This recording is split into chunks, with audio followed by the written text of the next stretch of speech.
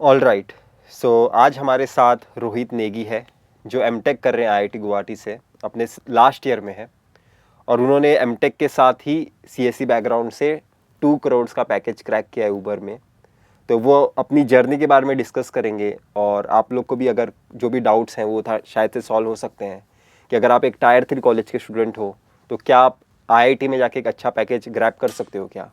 वो सारी चीज़ें हम इस वीडियो में कवर करने की कोशिश करेंगे। तो सबसे पहले रोहित, मैं वेलकम करता हूं तुम्हें इस वीडियो में। और तुम अपने बारे में बताओ, तुम्हारा एक शॉर्ट में इंट्रोडक्शन दो कि तुम कहाँ से आए हो, तुम किस बैकग्राउंड से आए हो। थैंक यू भैया फॉर इनवाइटिंग मी फर्स्ट। मतलब आप काफ़ी इंस्पिरेशन है हमारे लिए, क्योंकि जब मैं गेट की तैयारी भी कर रहा था तो मैं आपकी वीडियो काफ़ी देखता था 2020 में, क्या जब कर देखता था तो काफ़ी अच्छा लग रहा है कि अभी आपके चैनल में आने का मौका मिला मुझे। Hello everyone, my name is Rohit Negi और मैं बेसिकली उत्तराखंड से हूँ और अभी मैं अपना फाइनल सेमेस्टर में हूँ MTech computer science and engineering में। तो अभी रिसेंटली मुझे ऊबर से एक इंटरनेशनल ऑफर मिला है 2 करोड़ से ऊपर का। और ये और मैं बेसिकली उत्तराखंड से, तो यही मेरी हुआ है छोटा सा इंट्रोडक्शन। हाँ हाँ।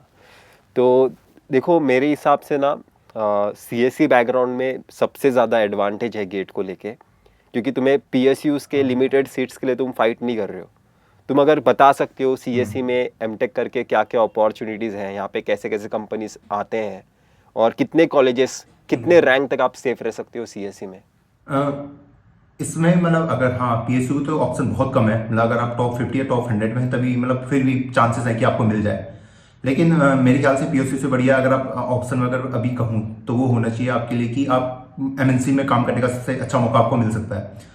तो मेरे काफ़ी दोस्त हैं, ठीक है, अगर आप सेफ भी खेलेंगे तो अगर आपकी 1500 के अंदर रैंक आ गई है, ठीक है, मैं एक जनरल कैटेगरी की बात बता रहा हूँ, तो आपको एक अच्छा प्लेसमेंट मिल जाएगा। क्योंकि मेरा एक दोस्त है वो भी एनआईटी में, और उसको सिस्को से ऑफर मिला 30 लाख से ऊपर का।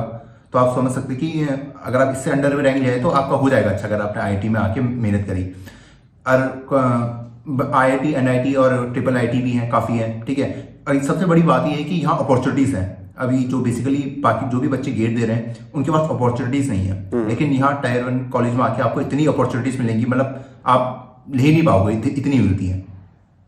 और तुम्हारे कितने कंपनीज में शॉर्ट लिस्टिंग हो गया था जब भी तुम प्लेसमेंट के लिए बैठे थे। भैया बेसिकली यहाँ क्या होता है कि हम मैक्सिमम, मतलब हर आईआईटी का अलग अलग होता है, तो अपने यहाँ ये होता है कि हम मैक्सिमम 50 कंपनी पे अप्लाई कर सकते हैं। और कंपनी तो 100 प्लस ऑप्शन होंगे सब बच्चों के पास, आपको चूज करना है कि आपको किस में बैठना है किस में नहीं बैठना। तो मैक्सिमम आप 50 पे बैठ सकते हैं। तो ऐसे ही मैंने भी अप्लाई किया था 50 कंपनी में, तो मैं 17 से 18 कंपनी की में आराम से शॉर्टेज हो गया था अच्छा। इंटरव्यू के और लिए। कभी तुमने बीटेक में सोचा था कि मुझे 2 करोड़ का पैकेज आगे जाके मिलने वाला है, या फिर तुमने कभी पता भी किया था कि आईआईटी में इतना ह्यूज पैकेज मिलता है। भैया सच बताओ तो पहले मैंने पहले तो मुझे इंटरव्यू का एक्सपीरियंस नहीं था बिल्कुल भी, ठीक है। मैं मतलब एक बार मेरा टीसीएस का इंटरव्यू था, मैंने टीसीएस का मतलब एक पहला राउंड क्लियर कर लिया था, तो उसके बाद डायरेक्ट इंटरव्यू था। और मतलब उस टाइम पे मेरा कॉन्फिडेंस इतना कम था कि मैं गया नहीं इंटरव्यू देने, डर के, मतलब खुद को खुद ही रिजेक्ट कर दिया मैंने, ठीक है। तो वो सीन याद आता है। तो उसके बाद जब आईआईटी में आया तो लगता था कि हाँ यार 20-25 वाले तो निकाल सकते हैं, मतलब यहाँ आके तो मतलब आप आराम से निकाल सकते हो, अगर आप सही ठीक ठाक मेहनत करो 20-25 तो आराम से मिलते हैं यहाँ। तो वही पहले तो नहीं सोचा था, जब गेट निकला तो उसके बाद सोचा। और गेट एग्ज़ाम की जर्नी भी तुम अपनी शेयर करो। तुमने गेट एग्ज़ाम के बारे में तुम्हें कब पता चला और उसकी प्रिपरेशन तुमने कब स्टार्ट की, ये भी थोड़ा बता दो। भैया क्या हुआ था कि हम बीटेक सेकंड ईयर में थे सीएस में, तो उस टाइम पे हमारे एक सीनियर थे, उन्होंने ऑल इंडिया रैंक 111 निकाली थी इस गेट सीएस में ही। तो उस टाइम पे सुना कि हाँ गेट नाम की कुछ चीज़ है, ठीक है, उससे पहले पता नहीं था, ठीक है। तो देखा कि सर कानपुर चले गए थे, आईआईटी कानपुर चले गए थे। तो उसके बाद हम थर्ड ईयर में आए, फिर थर्ड ईयर में फिर मतलब मेरा पढ़ाई में ज़्यादा इंटरेस्ट रहता नहीं था, तो मैं ऐसे ही घूमना फिरना, मैंने इधर ज़्यादा वो रहता था इंटरेस्ट पहले बीटेक में। फिर जब हम थर्ड ईयर में गए तो फिर एक और सीनियर ने रैंक निकाली, मतलब ऐसी 900 समथिंग रैंक थी उनकी। फिर लगा यार अपने कॉलेज वाले सब रैंक निकाले जा रहे हैं, ठीक है, तो मतलब मतलब ये तो नहीं हो कि बंदा स्पेशली होगा, जब यहाँ हमारे कॉलेज में तो हमारे जैसे ही बंदा होगा, ठीक है, तभी वो यहाँ आया था बीटेक करना। अब उसने कुछ यहाँ के कुछ करा हुआ तो इसलिए हुआ। फिर क्या हुआ कि जब मैंने मतलब था मोटिवेशन था पर स्टार्ट नहीं किया था। फिर जब हुआ कि जब प्लेसमेंट की जर्नी आई, अब तो कंपनी एक ही आती थी हमारे कॉलेज में, विप्रो आती थी बस, हाँ। ठीक है। अब वही 3-3.5 लाख का पैकेज, तो मतलब 20,000 रुपये इन हैंड सैलरी होती है। फिर मैंने तैयारी भी नहीं की थी, बिल्कुल मतलब मैं बीटेक एमटेक में कुछ सॉरी बीटेक में कुछ पढ़ा ही नहीं था मैंने। तो जब जब प्रिपरेशन की टाइम आई तो मुझे लगा कि यार 1 महीने में तो तैयार हो नहीं पाएगा। तो मेरा दोस्त था, उस समय हम फाइनल ईयर में जाने वाले थे, तो वो गेट की तैयारी कर रहा था। तो मैंने उससे पूछा कि भाई क्या क्या पढ़ना है, क्या क्या रिसोर्सेज हैं। तो उसने मुझे सब बताया कि ये पढ़, यही रिसोर्सेज हैं, क्या क्या तुझे फॉलो करना है उनको पकड़ ले, ठीक है। अब भैया मेरे पास टाइम 6 महीने का था, लिमिटेड टाइम था, ठीक है। और सब कहते थे गेट सीएस का कोर्स बहुत छोटा है, तो ये मेरे दिमाग में बैठ गया तो छोटा ही है, ठीक है। तो मैंने कहा चलो ये लिमिटेड कोर्स है। और मैंने फिर मेरे अंदर थोड़ा सेल्फ बिलीव भी था कि गेट निकालना आसान है, पता नहीं क्यों था पर, ठीक है। और एक एडवांटेज ये होता है कि सीएस में कि टायर 1 टायर 2 कॉलेज के बच्चे नहीं बैठते गेट सीएस में, क्योंकि जनरली सबका प्लेसमेंट हो जाता है। तो मैक्सिमम कंपटीशन टायर 3 टायर 4 के बच्चों के अमंग रहता है। और तो मैंने वही सोचा, तो मैं आ गया। अगर सीरियस बच्चे भी मैक्सिमम 5,000 ही होते हैं। अगर आप एक बैठते हैं 1 लाख बच्चे, लेकिन सीरियस 5 से 10 से ऊपर 1,000 से ऊपर बच्चे सीरियस नहीं रहते गेट के लिए। तो मैंने वो चीजें एनालाइज करी। उसके बाद मैंने जो भी रिसोर्सेज थे मेरे पास, मैंने सोचा अब इनको ही पढ़ना है, ठीक है। उसके बाद भैया मैं डिस्ट्रैक्ट बिल्कुल नहीं हुआ। मैंने लिमिटेड सब्जेक्ट पढ़े, लेक्चर थे, ठीक है, टेस्ट सीरीज थी और प्रीवियस ईयर था। इनके अलावा मैंने कुछ भी टच नहीं किया, बस इन्हीं पे मेरा पूरा फोकस था। कितना रैंक आया था तुम्हारा गेट एग्जाम में? भैया मेरा रैंक आया था 202 आया था, ऑल इंडिया रैंक। और तुम्हारे आईआईटी गुवाहाटी में कितने रैंक तक तो? और तुम्हारे स्पेशलाइजेशन के बारे में मैंने पूछा नहीं है, एमटेक के बारे में बताओ। वहाँ पे कैसा फील है आईआईटी गुवाहाटी में? अगर तुम एमटेक करोगे तो तुम्हें कैसा फीलिंग आता है? वहाँ पे कैसा कंपटीशन है? क्या क्या तुम्हें वहाँ पे नया चीज़ सीखने मिला? कंपटीशन भैया, कंपटीशन तो हाई है, ठीक है। तो क्योंकि हम एमटेक वाले, हमको थोड़ा बीटेक कॉलेज पे थोड़ा लड़ना पड़ता है, ठीक है। लेकिन एक एडवांटेज और होता है जो बच्चों को पता नहीं होगा कि हाँ, क्योंकि मैक्सिमम बच्चे जो भी एमटेक सीएस में करने आते हैं उनका ध्यान मेनली प्लेसमेंट रहता है सबका। तो एक चीज फिर यहाँ के मैंने एनालाइज फिर से मैंने अपना एनालाइज किया कि हाँ देखो, जो बीटेक के क्रीमी लेयर के बच्चे होंगे वो तो पीपीओ के निकल लिए, ठीक है। अब जो बच्चे वो अपने जैसे होंगे, हाँ, जो यहाँ आईआईटी में भी हैं, ठीक है। तो मैंने पहले उन चीजों को एनालाइज किया, ठीक है भैया। फिर यहाँ अपॉर्चुनिटीज बहुत थी, मतलब जैसे हमको बिल्कुल एक नया सिस्टम लेके दे दिया, मतलब कंप्यूटर पूरा नया बिल्कुल खोल के। तो उससे मतलब काफी मोटिवेशन मिला कि हाँ इतनी सारी फैसिलिटीज हैं, हॉस्टल काफी अच्छे हैं यहाँ, टीचर फैकल्टी बहुत नेक्स्ट लेवल है। मतलब कि मैंने प्रोजेक्ट बनाए भी नहीं थे कभी लाइफ में। अब मुझे लगता भी नहीं था कि C++ से कोई प्रोजेक्ट बना सकता है बढ़िया वाला, लेकिन यहाँ के फैकल्टी ने, सर टीचर लोगों ने काफी मदद करी और एक अच्छा प्रोजेक्ट बनाया मैंने C++ से ही, ठीक है, जो बिल्कुल बेसिक लैंग्वेज है। तो देखा कि हाँ यहाँ तो कुछ तो अलग है। तो वही फिर यहाँ से आके कोडिंग शुरू करी, ठीक है। दोस्त रहते ही हेल्प करने के लिए, मतलब सब आप अगर आप करना चाहो तो हेल्प करने के लिए आपके पास बहुत लोग हैं। मतलब कोडिंग क्लब है, मतलब जिस भी फील्ड में आप अच्छे हो उससे रिलेटेड आपको क्लब मिल जाएगा, ठीक है। आपको हेल्प चाहिए अपने दोस्तों से लोग, तो यही यहाँ की बेस्ट चीज लगी मुझे एमटेक में। और मैं तुम्हारे जर्नी से ये पता कर रहा हूँ कि हमेशा तुम अपने आप से ज़्यादा बातें करते हो कि अच्छा ये चीज़ मेरे लिए अच्छी है। तुम किसी और से डिपेंडेंट नहीं हो कि ये आसान है तो तब तुम उसमें कूदोगे, गेट एग्ज़ाम है आसान है तब तुम उसमें जाओगे। तुम अपने आप को कन्विंस सबसे पहले करते हो कि मेरे लिए आसान है, तब तुम्हें वो आसान लगता है। तो बिलीफ सिस्टम होना ज़रूरी है सबसे पहले, कोई भी टास्क चुनने से पहले। और एक कॉमन डाउट है बहुत लोगों का कि टायर 3 का स्टूडेंट कर सकता है क्या अच्छा प्लेसमेंट में, क्योंकि उसने कुछ बीटेक में अच्छा मेहनत किया नहीं है। अपनी बीटेक के जर्नी के बारे में बताओ कि तुमने वहाँ पे कितने स्किल सीखे थे। क्या एक इंसान गेट एग्ज़ाम क्रैक करके एमटेक में ज़ीरो से भी नहीं, मतलब अगर गेट एग्ज़ाम क्रैक किया तो 0 पे नहीं है वैसे भी हो, पर क्या वो प्लेसमेंट की प्रिपरेशन कर पाएगा क्या उस 2 साल में? बेसिकली बच्चों का डाउट ये होता है, मतलब मैक्सिमम बच्चों का डाउट ये था कि उन्होंने अपना बीटेक तो कंप्लीट कर लिया, ठीक है, लेकिन उन्हें आता कुछ नहीं है, हाँ। ठीक है। तो मेरे भी ऐसी था, 3 साल बीटेक तो हो गया था, कोडिंग मैंने छुई नहीं थी, सच में नहीं छुई थी, बिल्कुल नहीं छुई थी कोडिंग बीटेक में। 3 साल निकल गए थे, कुछ नहीं करा था, ठीक है। पर वही कि जो हर टायर 3 कॉलेज में होता है कि 1 नाइट वाला, कि एक रात पहला पासिंग मार्क्स आ जाते हैं, परसेंटेज भी 70% तक बन गई थी। तो ऐसे ही होता है हर जगह, ठीक है। तो मेरा भी वही सीन था।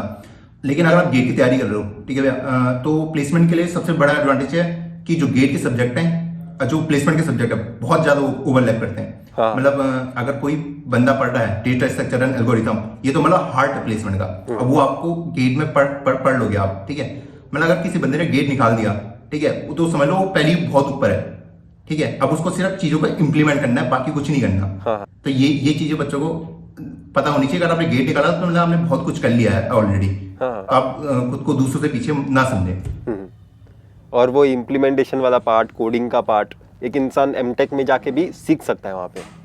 तुम्हारे हिसाब से? हाँ हाँ भैया, क्योंकि मैंने भी भैया कोडिंग यहीं आके शुरू करी थी, क्योंकि गेट में तो इम्प्लीमेंट करना था नहीं कुछ, कोड वगैरह सब क्वेश्चन आते तो वही हमको करने होते थे। तो जब मैं यहाँ आया था तो मैंने कोडिंग करनी नहीं थी, तो भैया मैंने बिल्कुल बेसिक से शुरू करा था कि इजी लेवल, तो मैंने बिल्कुल बेसिक से स्टार्ट करा था क्वेश्चन। तो स्टार्टिंग में प्रॉब्लम होती है, जैसे मतलब गेट में जब हम पढ़ना शुरू करते हैं तो इनिशियल सबको दिक्कत होती है कि यार क्वेश्चन सॉल्व नहीं हो रहा है, इतना ईजी होके भी नहीं हो रहा है, कॉन्सेप्ट समझ नहीं आ रहा है। और मैंने एक चीज और मतलब गेट की जर्नी में मैं एक और चीज सीखा था। जब मैं लेक्चर सुनता था तो मैं क्या करता था कि मैं लूप में चलाता था, जब तक मुझे वो टॉपिक समझ नहीं आया तो मैं आगे नहीं बढ़ूंगा, ये मतलब ये ठाना रहता था। क्योंकि मुझे ऐसा नहीं था कि मुझे सिलेबस निपटाना है, सिलेबस तो हो ही जाएगा खत्म, ठीक है। अगर सिलेबस खत्म करने के चक्कर में जाओ तो कॉन्सेप्ट गायब हो जाते हैं, फिर वही हम दोबारा वापस आएंगे। तो यही चीज मैंने सेम अपनी कोडिंग में अप्लाई करा। जब तक क्वेश्चन समझ नहीं आएगा मुझे टॉपिक का, तब तक मैं आगे नहीं बढ़ूंगा, ठीक है। और उसी सॉल्यूशन के 4-5 अप्रोच देख ली, तो ऐसे में मतलब आप खुद को आराम से इंप्रूव कर सकते हो। अगर विल है कुछ भी करने का तो हो ही सकता है, क्योंकि हर चीज़ जीरो से ही स्टार्ट होती है कभी ना कभी। वो किसी इंसान ने पहले स्टार्ट की कि बीटेक में, तुम एमटेक में स्टार्ट करोगे, अगर चाहिए तो फाइट करना पड़ेगा। और कैसा फीलिंग था सबसे पहले बताओ कि जब तुम्हें पता चला कि तुमने 2 करोड़ का पैकेज क्रैक किया है, और अभी तुम्हें दुनिया किस नज़र से देखती है, किस तरह से लोग तुम्हें अप्रोच करते हैं? भैया क्या हुआ था कि जिस दिन प्लेसमेंट हुआ था तो सुबह का टाइम था, फिर रात भर प्लेसमेंट चला था। रात भर मतलब इंटरव्यू ऐसे चलते हैं, रात भर चलते हैं। तो सुबह के लगभग 6 मैं मम्मी के साथ ही लेट रखा था बेड पे। तो 6 बजे पीयूसी का कॉल आता है मुझे कि आपका वो हो गया, ऊबर में सिलेक्शन हो चुका है। तो उसमें पता नहीं था कि ये डोमेस्टिक ऑफर है या इंटरनेशनल ऑफर है। तो उसमें मैं खुश हो गया था, काफ़ी खुश हो गया था। फिर 8 बजे फिर वो होता है ना, थोड़ा जिज्ञासा होती है कि यार ऑफिशियल मेल आ जाए तो मैं निश्चिंत हो जाऊंगा, ठीक है। तो 8 बजे फिर मेल आया कि आपको इंटरनेशनल ऑफर मिला है। तो मैं फोन स्क्रॉल कर रहा था, तो मैं पहले तो नीचे बैठ गया आराम से, मतलब मैं सोच नहीं सका, मैंने कहा क्या हुआ है, ठीक है। तो फिर मैं मम्मी के पास गया, तो हम थोड़ा गांव के इलाके से भैया। तो मम्मी उस टाइम में गाय को घास दे रही थी। तो मम्मी को सुना, तो मम्मी ने घास फेंका, तो मम्मी पहले तो रोने लग गई। मम्मी ने कहा मैं ये काम नहीं करूंगी, फिर ऐसी थोड़ा रोने लग गई थी। फिर कुछ देर बाद पापा भी आ गए थे, खेत पे जा रहे थे पापा पानी लगाने। तो पापा आए, तो पापा भी थोड़ा इमोशनल हो गए थे। फिर पापा केक वूक लेके आए, तो मतलब माहौल काफी अच्छा बन चुका था। तो अब ये होता है कि अब लोग पहचान लेते हैं मुझे कि अपने एरिया में तो मतलब हो गया मैं थोड़ा बहुत पॉपुलर, क्योंकि न्यूज़पेपर वगैरह में भी नाम आ गया था। अब जैसे कॉलेज आया तो कॉलेज में भी बहुत बच्चे पहचान लेते हैं कि ये है, तो अच्छा लगता है। और इंटरनेट पे, अभी तुम इंटरनेट पे भी बहुत एक्टिव हो चुके हो, लोग यहाँ पे कैसे तुम्हें अप्रोच करते हैं, कितना मैसेजेस करते हैं? भैया अभी रिसेंटली मैंने तो यूट्यूब चैनल खोला है, तो उसमें भी बहुत बच्चे मैसेज करते हैं। फिर इंस्टाग्राम, लिंक्डइन, ऐसा हो जाता है कि मैं रिप्लाई नहीं कर पाता बहुत बच्चों का, ठीक है। तो